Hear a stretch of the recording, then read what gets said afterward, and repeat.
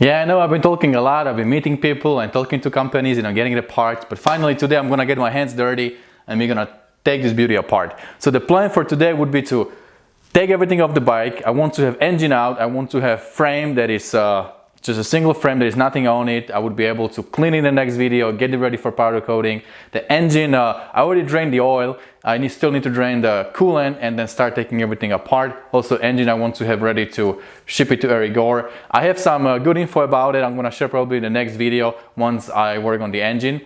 And for now, I guess I'm just gonna turn on my fancy swamp cooler because it's pretty hot. It's Southern California, 8 p.m. but it's still pretty hot. Inside is like 80 something. So I turned that thing on, turn on some music, and let's get to work.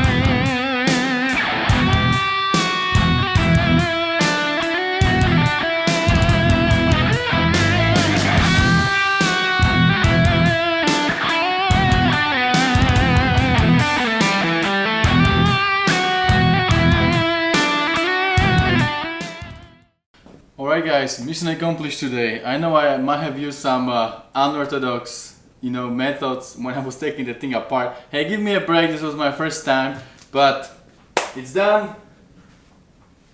This is my frame. I'm gonna work on this cleaning and taking little things apart a little bit later. This is my engine ready to be cleaned and sent to Igor and see what he can do with that. I'm pretty tired, it's like almost 2 a.m. I had to take break when I was working on it because I had to put my kids in the bed. So for like 2 hours, I took a break. I started at 8, then till 9, then I was with kids a little bit, and then I came back in the garage and finished everything. Alright my friends, I'm pretty excited, my hands a little bit dirty, but I'm happy that finally, we got into it and we have this bike apart, so I guess that's a pretty good start. Alright guys, that's about it for today, and don't forget, whatever you do, stay motivated. See you later.